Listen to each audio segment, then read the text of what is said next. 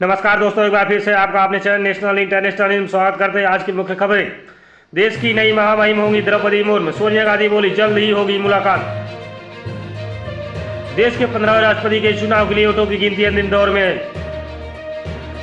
तीसरे राउंड की गिनती में ही एनडीए की उम्मीदवार द्रौपदी मुर्मू की जीत लगभग तय हो गई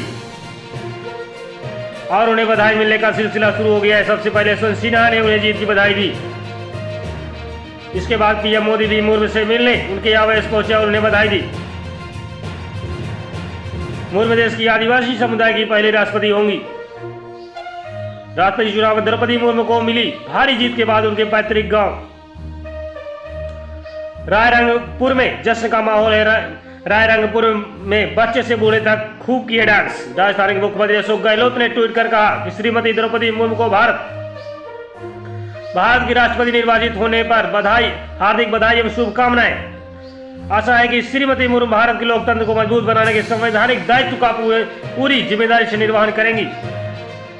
दिनेश खटीक के बाद दूसरे मंत्री का पत्र हुआ वायरल, जाने पूरा मामला। यूपी में दिनेश खटीक के बाद अब दूसरे मंत्री का पत्र वायरल हो रहा है। केपी मलिक ने खेल मंत्री और खेल निदेशक दोनों को पत्र लिखा, लेकिन अभी तक कोई सुनवाई नहीं हुई।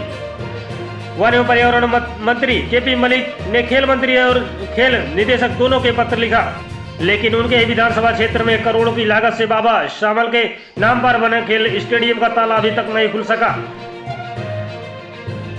राज्य मंत्री दिनेश खटीक के आरोपों के बाद अब राज्य मंत्री केपी मलिक के दोनों पत्र भी सोशल मीडिया पर वायरल हो रहे हैं।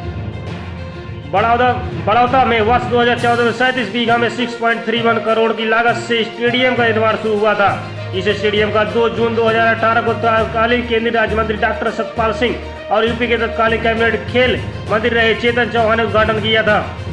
रूस ने दिया व्यापक युद्ध के संकेत। ब्रिटेन और अमेरिका बोले यूक्रेन को देंगे हथियार।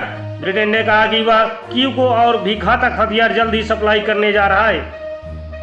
रूस की योजना दोनबास के पूर्वी औद्योगिक क्षेत्र से परे और अधिक यूक्रेनी युद्ध पर कब्जा जमाने की है। अमेरिका और उसके सहयोगी देशों ने पूर्वी दोनबास में भीषण युद्ध के बीच यूक्रेन को और अधिक रॉकेट प्रणालियां, गोला बारूद और सैन्य मदद देने की प्रतिबद्धता जताई है।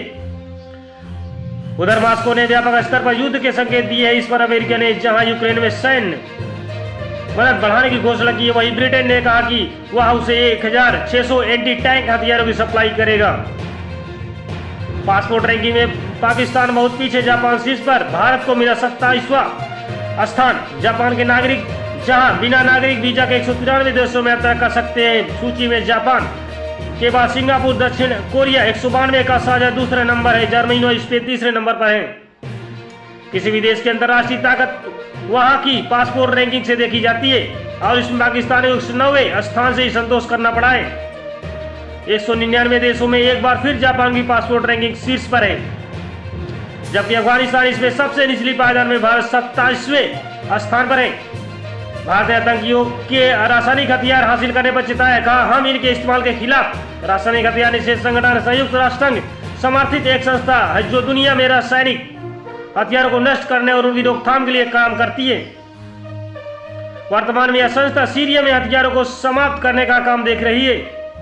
संयुक्त राष्ट्र सुरक्षा परिषद में भारत ने आतंकवादियों के रासायनिक हथियारों को हासिल करने के प्रति दुनिया को चेतावनी दी है। भारत ने कहा वह बार बार आतंकी गुटों को व्यक्तियों के रासायनिक हथियारों तक पहुंच प्राप्त करने की संभावनाओं के प्रति आगाह करता है। चंडीगढ़ का बजट अंक इंडिया इनोवेशन इंडेक्स में टॉप।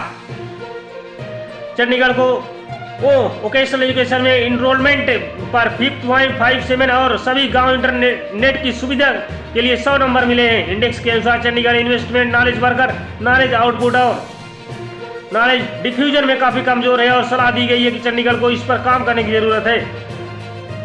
उमस भरी गर्मी से लोग बेहाल, जाने कैसा रहेगा अगले 24 घंटे में मौसम का हाल। मौसम विभाग का पूर्वानुमान है कि अगले 24 घंटे में हल्की से लेकर मध्यम स्तर की बारिश दर्ज की सकती है।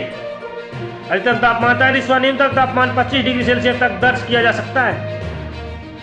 राजधानी में बृहस्पतिवार को लोगों को मानसूनी बारिश का इंतजार रहा। दिन भर सूरज और बादलों के बीच लुका छिपी का खेल चलता रहा। इस वजह से उमस भरी गर्मी से लोग बेहाल रहे। हालांकि बादलों की छाए रहने की वजह से सूरज के तेवर नरम रहे। मौसम विभाग का पूर्वानुमान है कि अगले 24 घंटे में हल्की से लेकर मध्यम स्तर की बारिश हो सकती है। चीन सीमा से लापता 19 मजदूरों को 2 सप्ताह कोई सुराग नहीं। असम के रहने वाले हैं सभी।